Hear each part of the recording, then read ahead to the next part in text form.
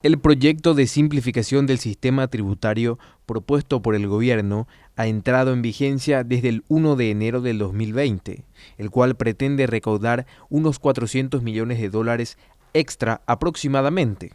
Y para Luis Tabela, miembro de la Unión Industrial Paraguaya, la implementación es considerada inoportuna debido a las condiciones económicas del país, así como de la ineficiencia del gasto público.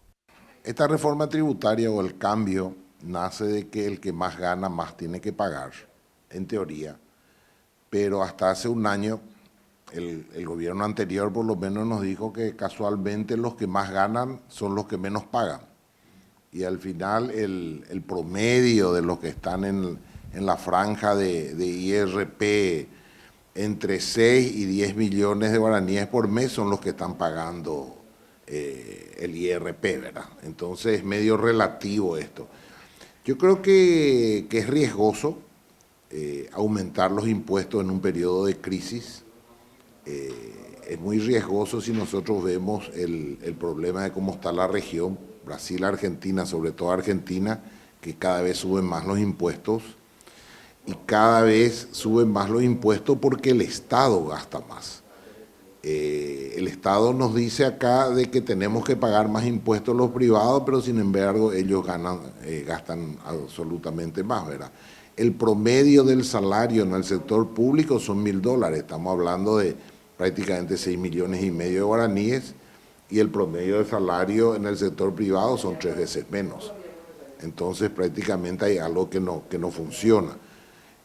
Todos nos dicen que el 30% de los funcionarios que están insertados en el sector público no están trabajando, solamente están cobrando. Y el Estado, si bien es un gran contratante, pero es un mal contratante.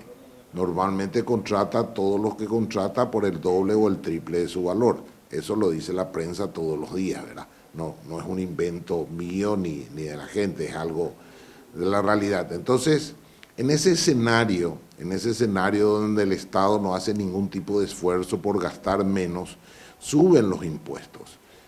Y nosotros tenemos que tener en cuenta un país como el nuestro. El Estado normalmente no te da nada a cambio del impuesto, porque si bien es cierto que somos un país donde menos pagamos, pero es relativamente lo que menos pagamos. Porque acá la salud no funciona, vos tenés que tener una salud privada. La educación no funciona, tenés que tener una educación privada. La seguridad no funciona, tenés que tener una seguridad privada. Y todo esto son impuestos, ¿verdad? Son impuestos indirectos que está pagando el común de la gente. También indicó que esto podría permitir el incremento de la informalidad en las MIPYMES. Con estas cosas que están haciendo, y bueno, la gente empieza a pensar, sobre todo el pequeño empresario, el micro, el pequeño empresario, el pyme, empieza a pensar si justifica seguir pagando los impuestos para que del Estado derroche o vuelve de vuelta a la informalidad. Entonces, todas son preguntas que tenemos que hacernos cuando se realiza un presupuesto, y también tenemos que mirar un poco cómo está la región, cómo está y por qué está en este momento así, por qué está Argentina en este momento. O sea, si nosotros seguimos, y los impuestos van a seguir subiendo, el 8% no va a alcanzar, el 10% de IVA no va a alcanzar. Asimismo, señaló que con esta nueva reforma se eliminó la posibilidad de deducir ciertos gastos, y uno de los sectores que sufriría un impacto con esta medida sería el de la construcción.